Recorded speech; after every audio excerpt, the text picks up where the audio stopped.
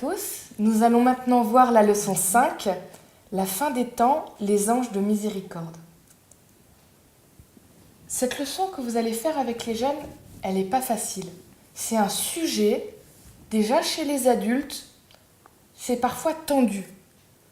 Les jeunes adolescents, ils sont sensibles à ces sujets-là. Tout ce qui est fin des temps, ils sont abreuvés par ce qu'ils lisent, par ce qu'ils regardent comme films, de films catastrophes, d'événements, voilà, de fin des temps en apocalypse dans le sens du monde, c'est-à-dire des raz-de-marée, des choses terribles qui se passent.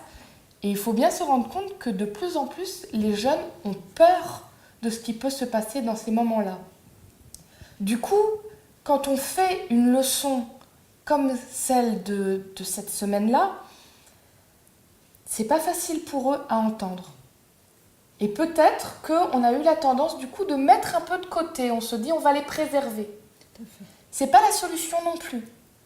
Parce que ces sujets, c'est ceux qui sont dans le cœur de ce qui fait notre Église. C'est pas la seule chose et c'est pas le plus important. Le plus important, c'est Christ.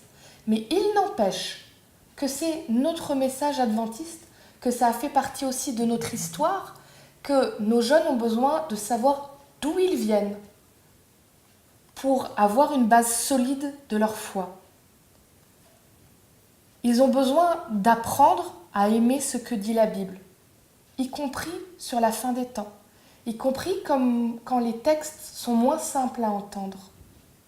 Mais pour ça, je vous le demande vraiment, quand vous allez préparer cette leçon, quand vous allez parcourir le manuel, quand vous allez regarder les textes, les exemples qui vous sont donnés, je vous demande vraiment 2 choses.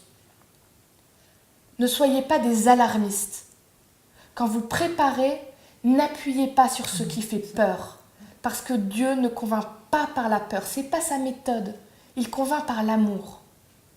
Et l'autre chose, quand vous préparez, n'ayez pas non plus de discours haineux. Nous avons une histoire, nous avons une compréhension des choses.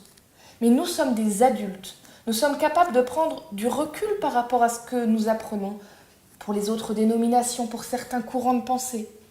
On est capable de faire la part des choses en tant qu'adultes pour savoir ce qu'on peut dire en public ou pas. Les jeunes n'ont pas encore tout à fait ça. Quand vous leur dites quelque chose, ils l'absorbent et ils peuvent le ressortir à des moments où ça va leur porter préjudice. Nous n'avons pas envie que nos jeunes apprennent la haine. On a envie qu'ils apprennent l'amour de Dieu.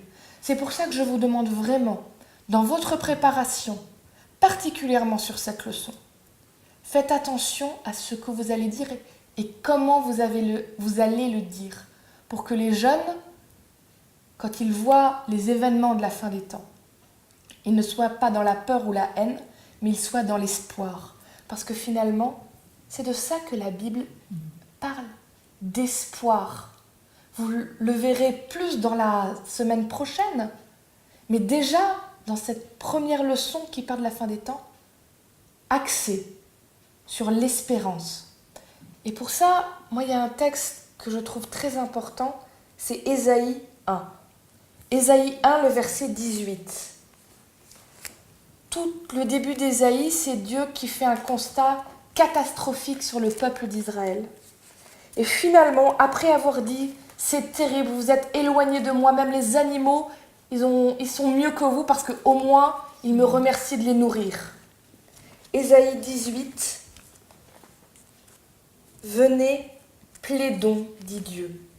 Quand vos péchés seraient comme l'écarlate, comme neige ils blanchiront. Quand ils seraient rouges comme la pourpre, comme la laine ils deviendront. » Axé sur l'espoir que, même si les choses semblent catastrophiques à l'extérieur, Dieu est un Dieu puissant qui sauve. C'est ça le cœur de notre message. Je ne sais pas si l'une d'entre vous voudrait rajouter. Mais je trouve que tu as raison justement d'appuyer, parce que sur cette façon de montrer qu'il y a l'espérance et non pas toujours au niveau de la catastrophe. Parce que moi justement, j'avais interrogé donc des jeunes enfants qui avaient entre 9 et 13 ans. Et donc je leur avais parlé, voilà, et pour eux la fin des temps était catastrophique. Et ils me disaient, ah non, non Françoise, non, non, parce que ça fait peur. Moi j'ai vraiment peur quand on parle de ça.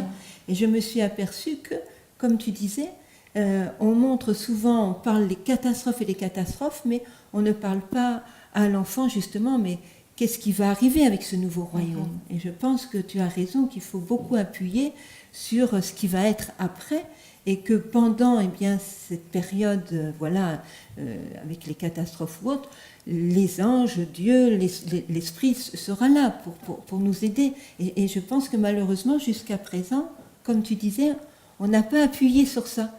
Et ça fait très peur à nos jeunes, parce que vous parlez de la fin des temps, c'est la catastrophe. Ils ne voient rien d'autre, il n'y a même pas le retour de Jésus, c'est la catastrophe. C'est pour ça que j'apprécie beaucoup que le titre de la leçon soit « Les anges de miséricorde ». Tout à fait. Parce que ça, c'est... Surtout qu'actuellement, on voit beaucoup de catastrophes, tremblements de terre, les tsunamis, tout ça. Et dans nos enfants, lorsqu'ils voient ces images, même nous adultes, c'est surprenant, ça fait peur. Donc, il faut toujours mettre un message d'espérance, comme tu as dit. Et je trouve ça très très bien qu'on puisse voir cet autre côté, cette autre face.